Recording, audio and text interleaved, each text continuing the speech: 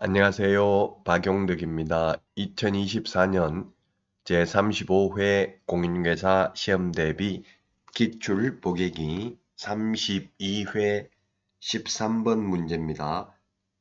제가 감기가 걸려서 목소리가 다소 불편하게 들리더라도 양해해 주시기 바랍니다.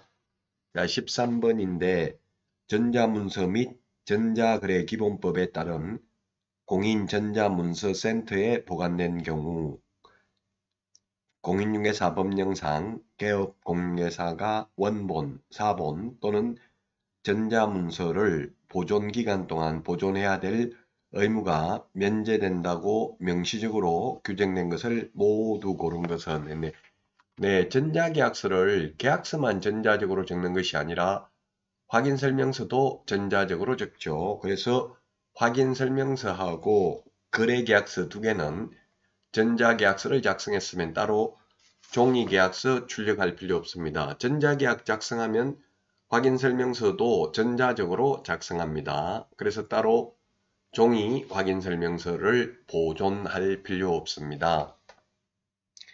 원래 확인설명서는 3년 보존이고 거래계약서는 5년 보존이죠. 원칙은. 그래서 정답은 2번이 정답이 되겠습니다. 2번이 정답이 되겠습니다. 자, 그러면 다음 문제 보도록 하겠습니다.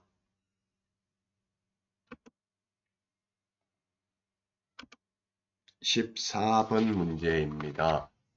이 14번은 아마도 이런 게 출제되면 뭐 거의 틀릴 수밖에 없어요. 서식, 이게 이때까지 시험에 딱 한 번 나왔거든요. 그래서 뭐 이거는 나오면 틀릴 수밖에 없고요. 정답은 5번입니다. 이걸 다 암기하기는 좀 어렵습니다.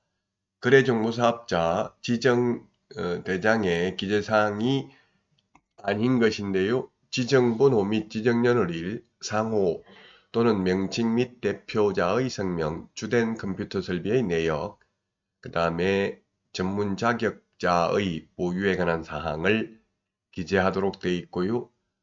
부가통신사업자 번호는 기재하는 난이 없습니다. 좀 어려운 문제였습니다. 어려운 문제와 중요한 문제는 차이가 있죠. 어려운 문제는 시험에 잘 안 나온다는 이야기고요. 중요한 문제는 자주 거의 해마다 나오는 문제가 중요한 문제입니다. 그래서 여러분들은 중요한 문제에 집중을 해야 되지 어려운 문제에 집착을 할 필요는 없습니다. 자, 15번입니다. 손해배상 책임에 관한 설명으로 틀린 것입니다. 개업 공인중개사는 중개가 완성된 때에는 거래 당사자에게 손해배상 책임의 보장기간을 설명해야 된다. 네, 보장기간 설명해야 되죠. 2번이 틀렸네요. 비재산상 손해만 배상합니다. 비재산상 손해는 배상하지 않습니다. 비재산상 손해 X가 되겠습니다. 재산상 손해만 배상합니다. 개업 공개사의 고의 또는 과실이 있어야 되고요. 아니면 고용인 직원의 고의 과실이 있어야 되고, 그 다음에 세 번째는 개업공개사가 자기의 중개사무소를 다른 사람의 중개인이 장소로 제공하여 이 셋 중에 하나의 원인으로 재산상 손해가 발생해야 되고요. 그리고 고의과실이 있어야 됩니다.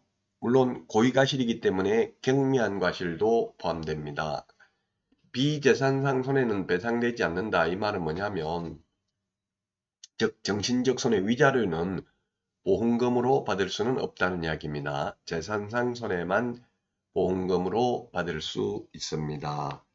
그래서 2번이 틀렸고요. 3번 개업공개사가 자기의 중개사무소를 다른 사람의 중개인이 장소로 제공하여 거래 당사자에게 재산상 손해가 발생한 때에는 그 손해를 배상할 책임이 있다.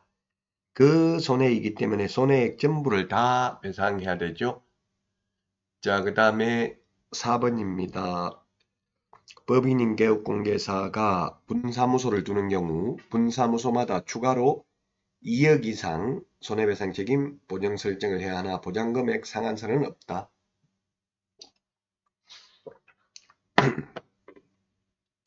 네, 그렇습니다. 이게 뭐냐면 예를 들면 2억 분사무소 2억 가입했는데 만약 손해가 10억 발생했으면 10억 전액을 다 배상해야 된다는 이야기입니다. 보정 설정 금액 범위 내에서 배상 책임 있는 것은 아니고요. 개업공개사 입장에서는. 그 다음에 5번 지역 농업협동조합이 농업협동조합법에 의해서 부동산 중개업을 하는 경우 보증기관에 설정해야 되는 손해배상 책임 보증의 최저 보장금액은 개업공개사의 최저 보장금액과 다르다. 그렇죠. 특수법인은 2천만 원 이상 가입해야 됩니다. 지역농협, 산업단지관리기관, 지역산림조합, 한국자산관리공사 모두 2천만 원 이상 가입해야 되고요. 일반 법인의 경우에는 4억 이상 가입해야 되고요.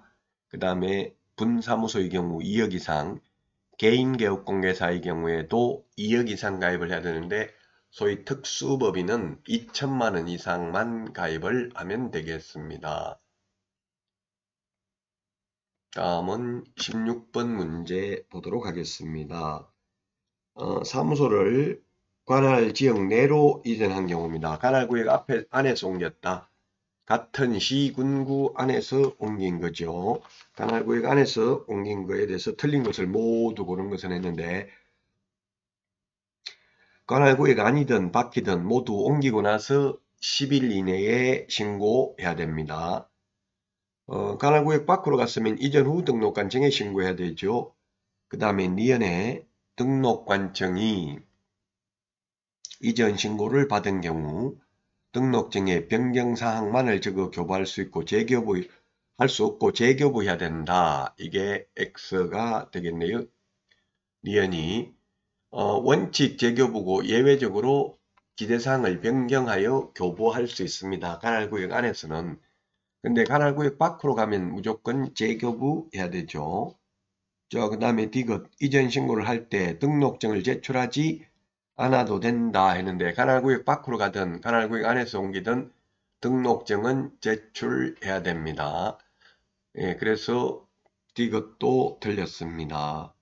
그 다음에 리얼 건축물 대장에 기재되지 않은 건물로 이전 신고를 하는 경우에 건축물 대장 기재가 지연되는 사유를 적은 서류도 제출해야 된다. 그렇습니다. 예를 들면 아파트 단지 내 상가라면은 사용검사 받고도 건축물 대장 만들려면 2달 정도 걸린답니다. 그래서 신축 상가이기 때문에 아직 건축물 대장이 없다 이런 사유서를 제출해야만 될 것입니다. 자, 그래서 정답은 3번이 되겠습니다. 이번 시간 여기까지 하고요. 다음 시간에 찾아뵙겠습니다. 다음 시간에 만나요. 안녕.